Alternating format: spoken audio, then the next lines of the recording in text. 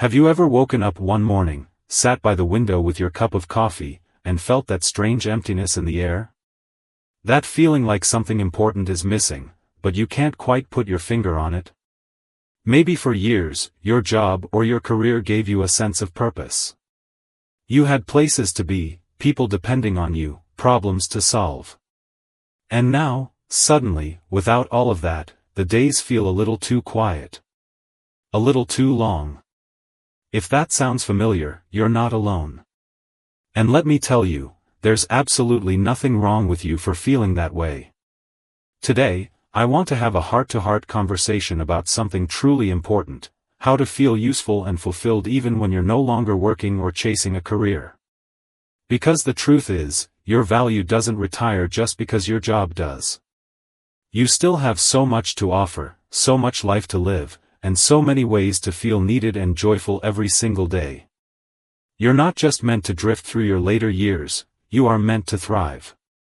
In this video, we're going to explore simple but powerful ways to reconnect with your sense of usefulness, find deep fulfillment, and even rediscover parts of yourself you might have forgotten. Before we dive in, could you help me with just one small thing? If you're finding this helpful already, it would mean so much if you could give this video a like, share it with someone you care about, and hit that subscribe button. It helps me grow this community so I can keep bringing you more uplifting content, and together, we can make these years the best they've ever been. Alright, let's jump in. And I want to start with something that might surprise you: feeling fulfilled doesn't come from being busy. It comes from being connected to yourself, to others, and to something larger than yourself. And one of the most beautiful ways to build that connection is by becoming a mentor. You might not realize it, but you have a lifetime of wisdom that so many younger people are desperate for. They might not even know how to ask for it, but trust me, they need you. Whether it's teaching your grandchild how to plant a garden, sharing your career lessons with a young professional, or even volunteering at a local school or community center, mentorship can light a fire inside you like nothing else. It's not about giving lectures or pretending you have all the answers. It's about listening, encouraging, and showing someone the path you've already walked. And the best part is, when you mentor someone else, you often find that you're the one who feels uplifted the most. I remember hearing a story about a man named Joe, who had worked in construction his whole life. After retiring, he felt lost, like the world had moved on without him. Then one day, his neighbor's teenage son asked for help building a treehouse. That simple project turned into a months-long mentorship. Joe taught the boy how to use tools, read blueprints, and stay patient through mistakes. But more than that, he found a new reason to get up in the morning. He realized his knowledge wasn't outdated, it was a bridge between generations. It made him feel alive again. And that same opportunity is available for you, too. Another beautiful way to feel useful after leaving the workforce is by diving into creativity. Now, I know some of you might be thinking, I'm not an artist, or I'm not creative. But creativity isn't just painting or writing poetry. It's anything that lets you bring something new into the world. It could be baking those old family recipes, crafting, gardening, playing an instrument, or even learning photography. When you create, you are contributing something beautiful that didn't exist before. You're making your mark in a way that nobody else can.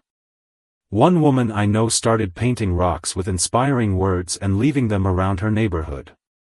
Simple little rocks, some said, hope, others said, joy, or, you are loved. People started finding them, smiling, taking pictures, and even making their own. That tiny creative act created ripples of happiness she never expected. So even if it feels small or silly at first, trust that your creative spirit matters.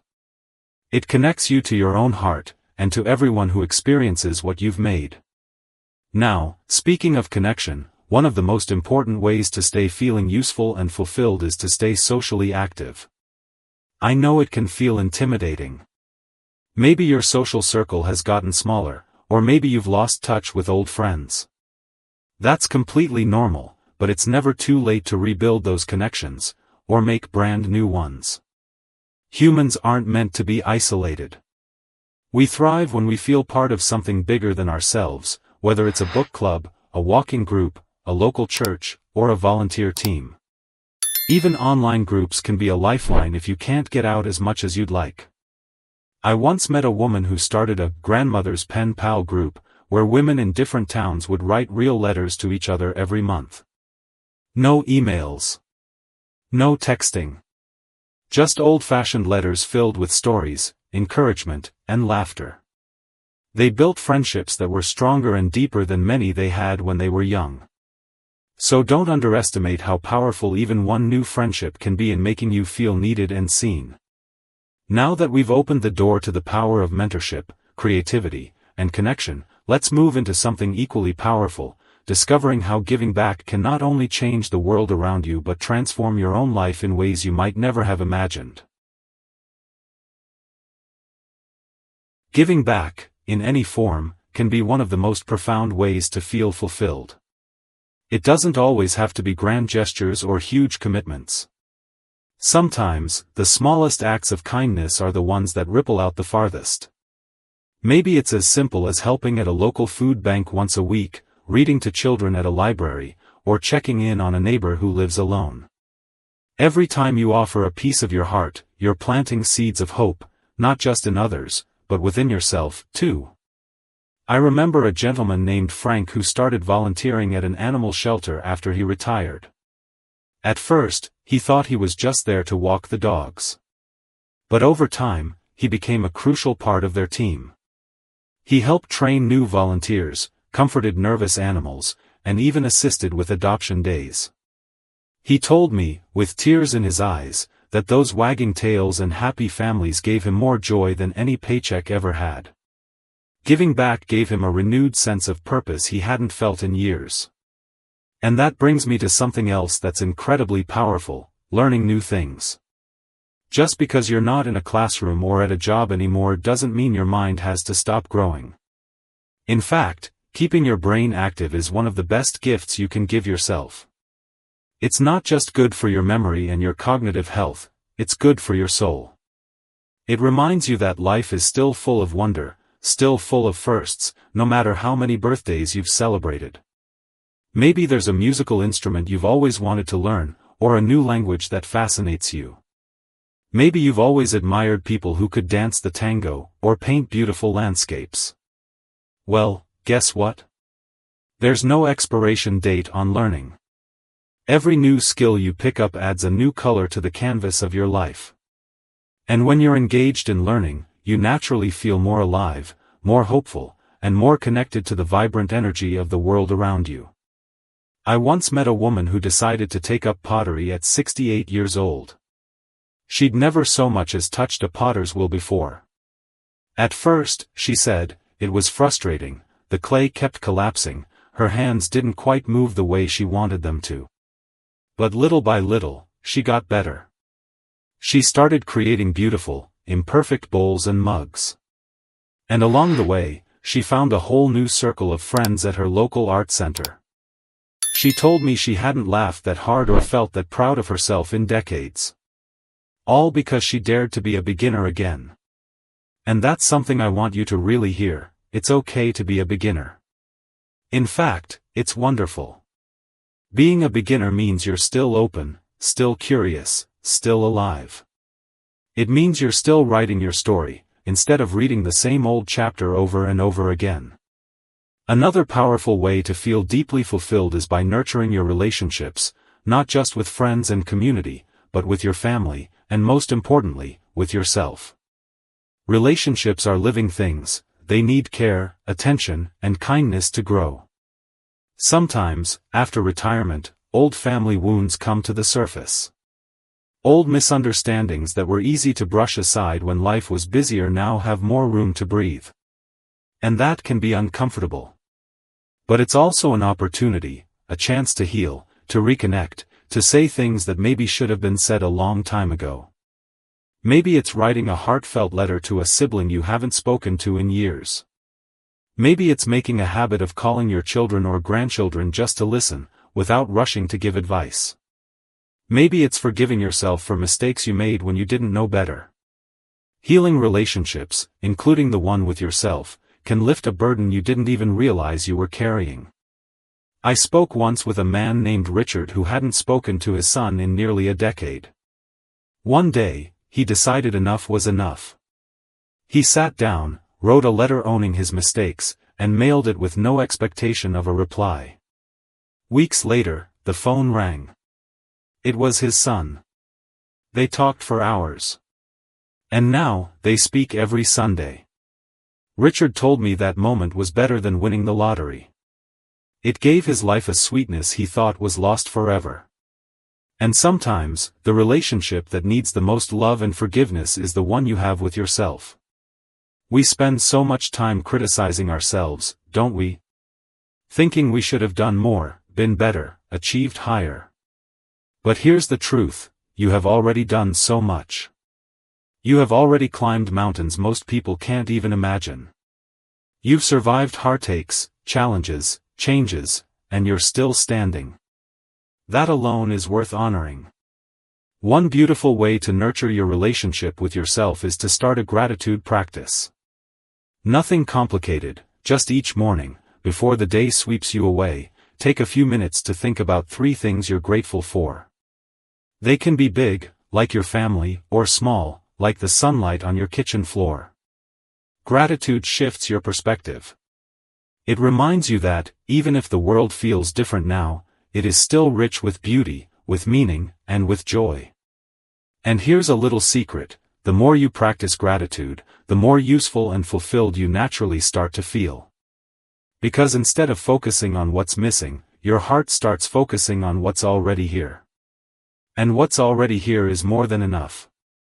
Now that we've opened up the doors to giving back, learning new things, and nurturing relationships, there's one more powerful piece I want to share, something that can truly tie all these pieces together into a life that feels rich, meaningful, and joyfully full every single day. That missing piece, the one that ties everything together, is finding a rhythm of life that honors who you are now, not who you were 20 years ago, or even last year, but the person you are today. A rhythm that celebrates your strengths, your wisdom, and your new dreams, even if they're quieter dreams than before. It's so easy to fall into the trap of thinking life should still look the way it once did. Maybe you used to wake up early to race off to work, juggle a dozen responsibilities, meet deadlines, rush through errands. And now, mornings are quieter. There are fewer urgent calls, fewer demands on your time. For some people, that silence feels like a loss. For others, it's a gift. The truth is, it's all about how you choose to see it. Creating a daily rhythm is a beautiful way to reframe your life. Instead of feeling like your days are empty or aimless, you start filling them intentionally with activities that light you up. Maybe you start your morning with a walk around your neighborhood, saying hello to the same friendly faces. Maybe you linger a little longer over your cup of coffee, savoring the warmth and the peace. Maybe you carve out time each afternoon to work on that painting, that book, that garden, that project you never had time for before. The key is to build days that feel nourishing, not just busy. It's not about filling every moment with activity for the sake of being occupied. It's about filling your life with things that matter to you now. Maybe that's tending to a small herb garden on your windowsill. Maybe it's baking bread from scratch, the way your grandmother did. Maybe it's joining a book club at the library, or starting a little blog to share your thoughts with the world. There's no right or wrong answer. It's about what feels right to your soul. One man I knew, after retiring from his career as a doctor, realized he had a deep love of woodworking that he'd never had time to explore. He started by making simple birdhouses, and over time, he built beautiful, intricate furniture pieces. He didn't do it to sell them or win awards. He did it because working with his hands, shaping something real and lasting, made him feel alive. Every time he handed a hand-carved chair to one of his grandchildren, you could see the pride sparkling in his eyes. That's the kind of fulfillment no paycheck can ever buy. And it's not just about what you do, but how you do it. Moving through your day with mindfulness, being present for the little moments, transforms everything. Washing the dishes becomes an opportunity to feel the warm water on your hands, to be grateful for the meal you just enjoyed. Folding laundry becomes a quiet act of love for yourself and your home. Watching the sunset becomes a reminder that every single day holds its own kind of magic. Mindfulness anchors you to the here and now. It gently pulls you away from regrets about the past and worries about the future. It brings you back to this moment, the only one we're ever truly promised. And in this moment, you are enough. You are already enough. Another beautiful way to weave meaning into your life is by sharing your stories. You are a living library, filled with lessons, experiences, memories that no one else has. Sharing your story, whether through conversations, writing, or even casual chats with friends, helps pass that wisdom on. It reminds you that your life has been, and continues to be, valuable. You might start by jotting down memories, small ones, big ones, the funny, the bittersweet. Maybe you sit with a grandchild and tell them about the first time you ever drove a car, or the day you met someone who changed your life. These stories are treasures. And by sharing them, you not only keep your memories alive, but you also deepen your connections with others. There's an elderly woman named Eleanor I once met at a community center. Every Friday afternoon, she would gather a small group of teenagers and just talk. She told them stories about growing up during wartime, about her first job, about the lessons life taught her that no textbook ever could. And those kids hung on to her every word. They said she made history feel real, made wisdom feel personal. To Eleanor, it wasn't a big thing. But to those teenagers, it was unforgettable. You have that same power within you. You always have. And finally, perhaps the most important thing of all, be kind to yourself. This chapter of life isn't about proving anything. It's not about racing to check off more boxes or chasing after what you think you should be doing. It's about savoring what's already here. It's about embracing the slower pace, the deeper conversations, the quieter victories. It's about honoring everything you've been through to get to this moment, and giving yourself permission to enjoy it. Some days will be easier than others. Some days you'll feel strong, energized, full of purpose. Other days you might feel a little lost, a little lonely, and that's okay, too. Feelings are like the weather, they come and go. What matters is that you keep showing up for yourself with compassion. Keep choosing to see the beauty in your life, even when it's hidden behind the clouds. Remember, fulfillment isn't a destination you reach when everything is perfect. It's something you create, day by day, through small acts of courage, curiosity, kindness, and gratitude. It's in the way you greet a new day. It's in the way you laugh with a friend. It's in the way you sit quietly and know, deep down, that your life is meaningful just because you are here. So today, I invite you to take a deep breath, smile, and step into this beautiful chapter of your life with open arms. You are needed. You are loved. You have so much more to give, and even more to receive. This isn't the end of your story. It's a brand new beginning. If today's message touched your heart, I'd love to hear from you. Tell me in the comments, what's one small thing you're doing right now to create a more meaningful life for yourself? I truly believe we learn so much from each other's journeys. And if you found value in this video, please help me reach more wonderful people like you by giving it a like, sharing it with someone who might need to hear this, and subscribing to the channel. Your support helps me continue creating heartfelt content just for you. Thank you for being here, thank you for being you, and remember, the best is yet to come.